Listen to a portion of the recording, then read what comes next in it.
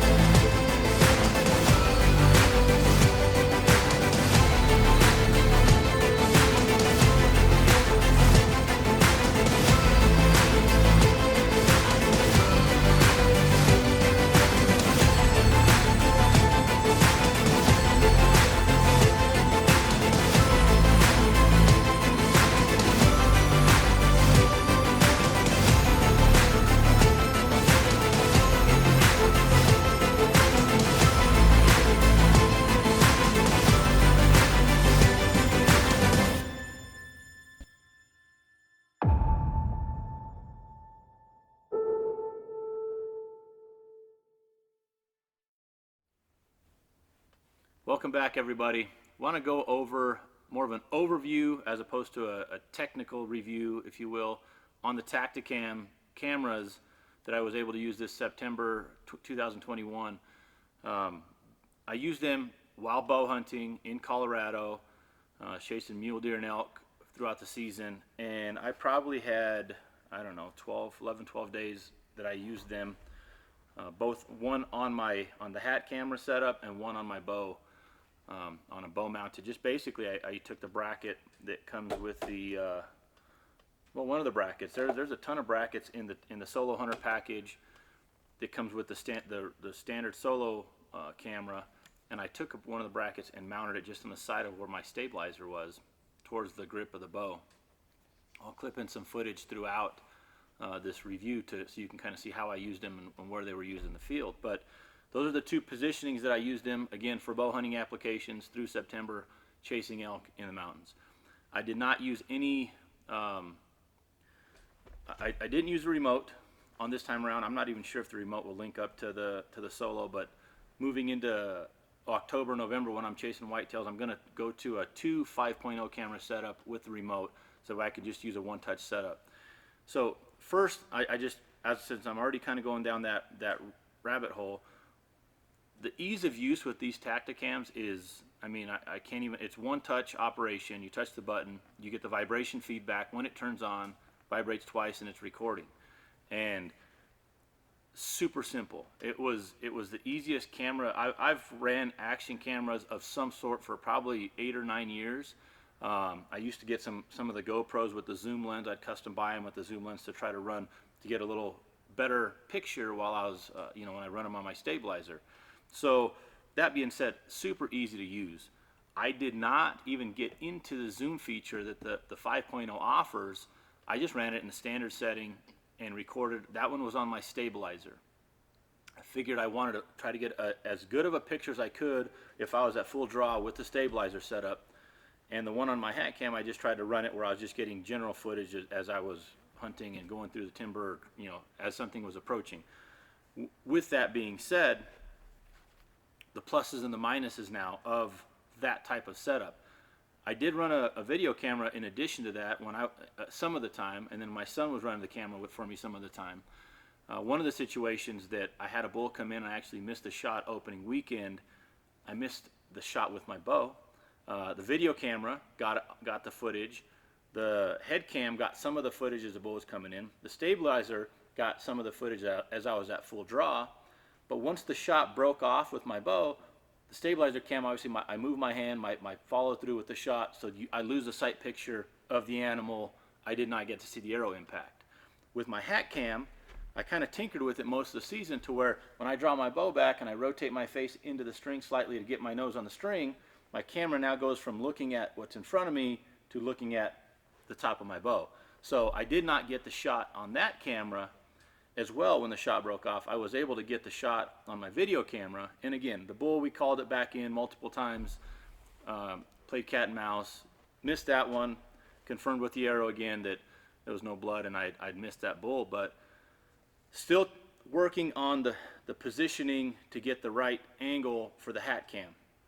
Now, I've used, again, GoPros in the past. Last year I ran the Black 7s for a combination of stabilizer and stabilizer hat cams.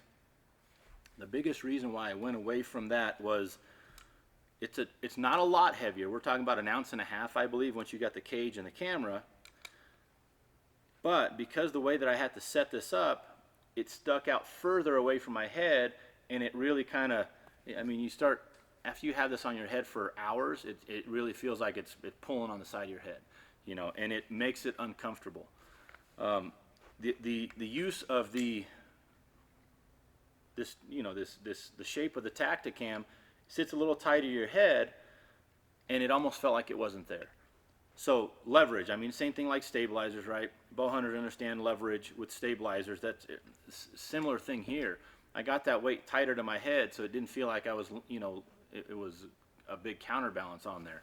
Same thing on my bow. I kept it tight to my bow, and I kept it towards the grip of my bow, so it was towards the back end of my bow. On a lot of the shots that I'll clip in with the stabilizer cam, you can see the front of my stabilizer on there because I just ran it towards the back. I didn't want to have a whole bunch of leverage sitting on the front of my bow, as I've been used to shooting that bow pretty much year round without any more weight on the front, so I tried to keep it closer to my hand and just deal with it that way.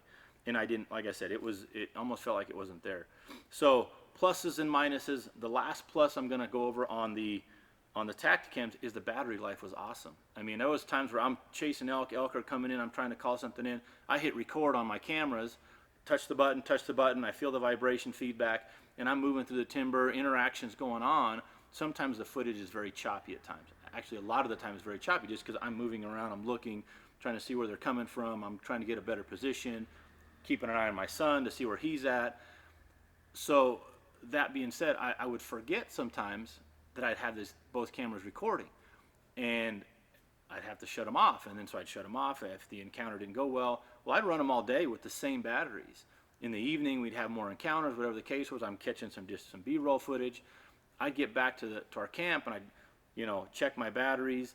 And I have the dual port battery, external battery charger, and I'd slip those things in, and it always showed they never got ran down to more than halfway.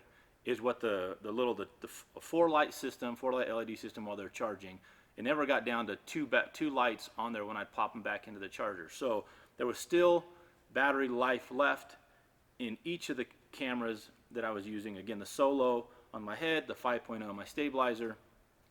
And I just got in the habit of when I'd see something, it was boom, boom, touch the two power buttons, and I'd go. I'm going to end up running the Solo on my son's stabilizer for whitetail season, so he just has one button to touch, and we can see if we can get some additional footage on his setup. And I'm going to run a 2 5.0 system through October and November. But like I said, from a weight standpoint, plus the Tactacam. From the ease of use, plus to the Tactacam. And I know there's remotes and stuff for the GoPros, so I'm not even to that point yet. I'm just saying, if I was to run this camera without a remote or an app, and again, to fumble with a phone and everything else while I choose not to do that. I like to have just one button operation, which this gives me. This one, I'd have to hold it down to turn it on. Then, so it's a different starting procedure of which, and then I'd have to look at the monitor to see if it was on, to confirm. So these are definitely much more suited to the hunter, bow hunting in my specific applications. The weight was a benefit. The battery life was a benefit. So I'm really a huge fan of these. Like I said, I haven't even got into using the zoom feature on the 5.0. I'm going to try that into the next few months.